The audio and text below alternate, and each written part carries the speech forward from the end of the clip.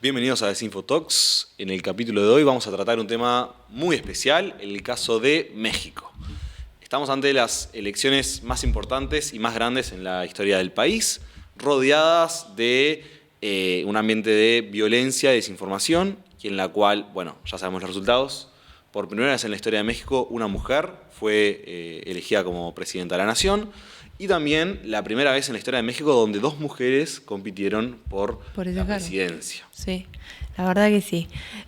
Bueno, empezando un poco con el contexto que nosotros siempre nos gusta dar en estos episodios, vamos a hablar de que, bueno, como decía Juli, estas fueron las elecciones más grandes en la historia de México. Estamos hablando de que eran elecciones federales, pero también elecciones locales. Se estaban eligiendo más de 20.000 cargos. Una locura, la verdad, una locura. En elecciones locales estaban eligiendo, bueno, creo que los gobernadores de más de 8 estados diferentes, incluyendo al jefe de gobierno de la Ciudad de México, bueno, congresos locales, también alcaldes, y a nivel federal, que es lo que más nos importa, estaban eligiendo también a los senadores, a los diputados y a la nueva presidenta de México. Más de 98 millones de personas habilitadas para votar, de las cuales había casi un 50% de mujeres, casi 50% de hombres, un poquito más de mujeres, un 51 creo. Estaban ahí. Y las personas jóvenes entre 18 y 29 años representaron casi 25 millones de esos 85 millones de personas. Ahí está. Y al final unos 60 millones de personas votaron con un 61% de participación, que es muchísimo. Estaba muy bien, la verdad que sí. Comparado con otros años anteriores, también no se notaba mucha diferencia. No había incrementado mucho, pero tampoco había disminuido, así que eso estaba bueno. Y bueno, pasando ahora sí a lo que son las elecciones presidenciales, que es un poco el tema que más nos interesa. No sé si sabías, Juli, pero México tiene una particularidad con respecto al presidente. La figura del presidente, la presidencia, recae en una sola persona, no hay un colegiado como en otros países, o como por ejemplo también sucedió en Uruguay en algún momento en la historia, pero lo más interesante es que no hay vicepresidente en México, que yo no lo sabía. La verdad, no lo sabía. Y bien que programamos el episodio, pero es un dato que se me escapó. Y somos estudiantes de Relaciones Internacionales también, así que... Preocupante. Es preocupante, pero que nadie nos esté mirando. Pero no tiene vicepresidente. La fórmula es solamente se pone a la presidenta, no hay un cargo de vicepresidente. Y también, bueno, vos también los decías que algo muy especial de estas elecciones fue justamente la presencia femenina, de que las dos principales candidatas en esta contienda eran Claudia Sheinbaum y Xochitl Gálvez. Ahí va. Sí, esta vez menos problemas con los nombres, sí, pero nos sorprendió. Xochitl. Y bueno, la elegida como presidente de la nación fue Claudia Sheinbaum, la protegida de AMLO, del actual presidente, Andrés Manuel López Obrador. Y fue la candidata de la coalición Sigamos Haciendo Historia, que incluye a Morena, el Partido del Trabajo y el Partido Verde Ecologista. Sí. Bueno, con 61 años ya había hecho historia como la primera mujer electa como jefa de gobierno de la Ciudad de México, pero ahora dio un batacazo como la primera presidenta mujer del Estado. Sí, le quedó corto. Le quedó corto la Ciudad de México. Le quedó corto. Bueno, después teníamos a Xochitl. Ya entramos en confianza con Xochitl.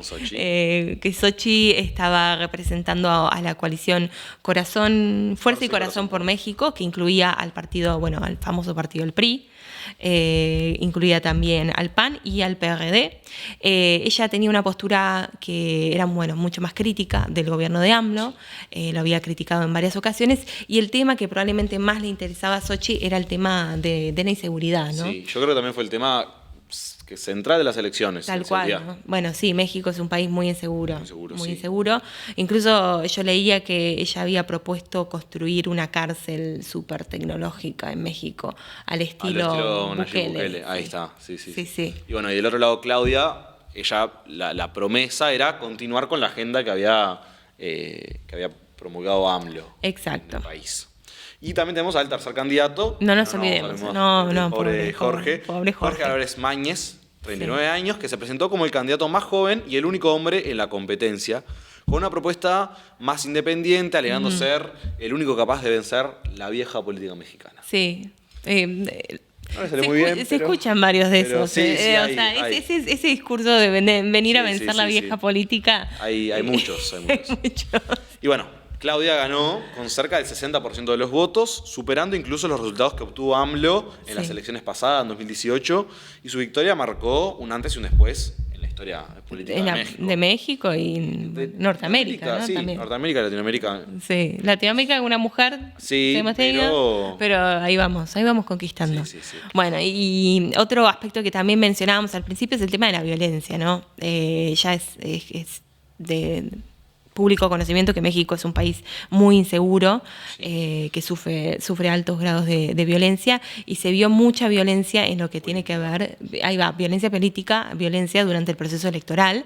Hay varias organizaciones que estudiaron el tema y dicen que este fue uno de los procesos electorales. El proceso electoral más violento de la historia de México. Ahí va. 800, casi 900 víctimas de violencia policial y 39 candidatos asesinados. Sí. Queremos hacer una aclaración de cuando hablamos de violencia política, el número es tan alto porque nos estamos refiriendo a todo tipo de ataques, ¿no? O sea, secuestros, maltrato, pegarle a una persona, intimidarlo. O sea, y no solamente a los candidatos en sí mismos, sino que también, bueno, a sus consultores, a sus familias, a miembros del partido, etcétera. Sí. Y es un dato muy importante que, bueno, la violencia más que nada se dio a nivel local, en los estados, digamos, adentro de los estados, sí. No tanto a los candidatos. Claro, sí, a la presidencia o también en Ciudad de México, diría yo. Y los estados más golpeados por esta violencia fueron, casualmente los estados que más tienen presencia de crimen organizado y narcotráfico. Sí.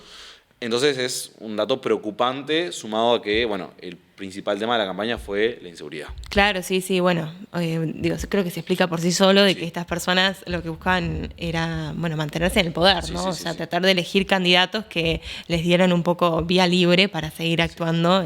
Aunque también no queda de lado que muchos actos de violencia fueron a nivel, o sea, actos de violencia partidista, y en muchos casos, relacionado también con el tema de desinformación, se atribuyeron a el narcotráfico y a el crimen organizado cuando en realidad era violencia partidista. Claro, era como un chivo expiatorio. Sí, un chivo expiatorio. Ahí va. Bueno, hay muchos ejemplos. Si ustedes entran en la web y ponen violencia durante el proceso electoral de México, van a encontrar un montón de ejemplos.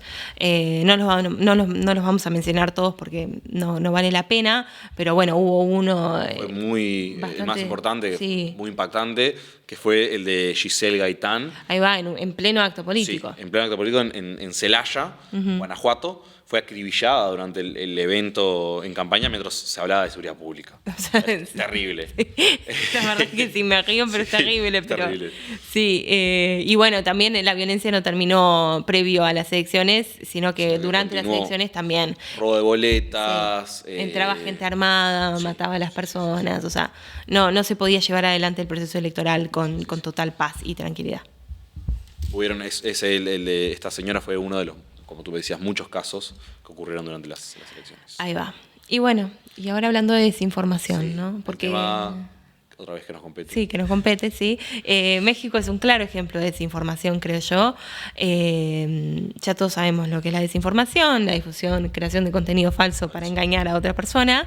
Y bueno, en México hubo campañas de desinformación, más que nada estuvieron enfocadas en los candidatos a la presidencia, en tratar de deslegitimarlos, de arruinarles la reputación, su credibilidad, pero también estuvo muy enfocada en el Instituto Nacional Electoral, ¿no? En tratar de sacarle legitimidad, por así decirlo, a este órgano que se encarga de justamente organizar las elecciones en México. De forma según el reporte de noticias digitales de Reuters, la confianza en los medios de México ha bajado mucho, del 49% en 2017 al 36% en 2023. Sí. La gente desconfía totalmente de los medios de comunicación. Sí. Y creo que la encuesta era tanto para los tradicionales como para los digitales. Era una desconfianza general en todos los medios. Sí, eso es algo bastante distinto a lo que vemos, porque siempre hablamos de desinformación y redes sociales, ¿no? Y acá en el caso de México es como, no, abarca todo. Abarca la gente todo, no cree en ninguno de los dos. México ha estado marcado, sobre todo en el periodo del PRI, en momentos de su historia donde los medios jugaban para el poder de manera muy importante. Sí. Y en momentos donde los medios tradicionales eran mucho más relevantes, no existían básicamente los medios digitales, pero que un caso muy, muy a tener en cuenta, muy importante también. Ahí va. Y trajimos queríamos mencionar algunos casos de desinformación, algunas cosas que se dijeron específicas sobre las candidatas específicamente vamos a hablar. Vamos a dejar a Jorge de lado y vamos a hablar sobre Claudia y sobre Xochitl. ¿Querés comenzar con Claudia? Dale. ¿Qué dijeron sobre Claudia? Claudia Sheinbaum fue víctima de un video deepfake que la mostraba falsamente promoviendo un esquema piramidal. Tremendo. Que una locura. Estafadora. Este video fue creado utilizando técnicas avanzadas de inteligencia artificial y tenía la intención de, engañar a los votantes y dañar su credibilidad como candidata a la presidencia. Imagínate, ese video lo haga un programa de chimentos en Argentina y se hace... Tenemos material para 2 semanas. Sí, sí. Y después vamos con el segundo caso, ¿te parece? ¿De Claudia? Ah, bueno. Si querés ir con Claudia. ¿Sigo con Claudia o vos querés con Claudia? Voy con Xochitl. Vos Xochitl, yo Claudia. Yo hago Claudia. Yo a Xochitl. Mi amiga Xochitl. A Xochitl lo que se le empezó a circular en redes una noticia que decía que ella en realidad nunca se había recibido. Ella es ingeniera en computación, pero se empezó a decir que no, que ella no tenía ningún título. Que no, se usa mucho. Candidatos. En algunos casos es cierto, pero justo en el caso de Xochitl no era cierto. No era cierto. Tuvo que salir la Universidad de México, donde ella se había graduado, justamente a decir que no, que el título existía. Había algunos temitas con la tesis de Xochitl, vamos a decirlo. Pero el título lo tenía. El título lo tenía, pero había, plagiado algunas cositas, por así decirlo, pero tenía el título, estaba todo bajo control. Okay. Después, el segundo chimento de desinformación de Claudia fue que en Ciudad de México está la Basílica de Guadalupe, que es el templo religioso más grande de México, si no me equivoco. Sí, más importante. Y salieron a decir por varios medios y varios otro video también, deepfake, afirmando que ella quería cerrar la Basílica de Guadalupe, atentando claramente contra el electorado mexicano, que es en su mayormente católico. Sí. Y con Xochitl también pasó que ella había empezado a circular una noticia que decía que si ella llegaba a ser presidenta de México iba a erradicar los programas sociales que había creado AMLO durante su mandato, ¿no? Esto no era verdad, no era lo que había dicho Xochitl, sino que se habían tergiversado sus palabras, por así decirlo. Se había sacado de contexto. En realidad lo que ella había querido decir era que con planes sociales no se terminaba de solucionar el tema de la pobreza, que tenía que venir acompañado de otros planes educativos, planes de generación de empleo para poder realmente erradicar este problema. Sí. Y también otros casos que tenemos que, me parece mencionar, son los que tú mencionaste del INE, que es el Instituto Nacional Electoral. Ahí va. El que se encarga de las elecciones. Sí. Se dijeron varias cosas sobre el INE. La primera es que la tinta de los bolígrafos, una de las noticias falsas más repetidas, es que era que las lapiceras que entregaba el INE en 2024 tenían una tinta azul que se borraba con el calor y que, esto evidentemente era completamente falso. Sí. Y que el INE utilizaba lapiceras con tinta negra. Usaba lapiceras con tinta negra. Incluso decía que si querés llevar tu lapicera, llévala. Podías, sí. Llévala que vos quieras. Llévala que vos quieras, ibas a lo mismo. Nadie iba a borrar nada de tu voto. También hubieron otras, que decían que ya habían papeletas con el voto establecido, que se iban a poner en las urnas, lo cual tampoco era cierto.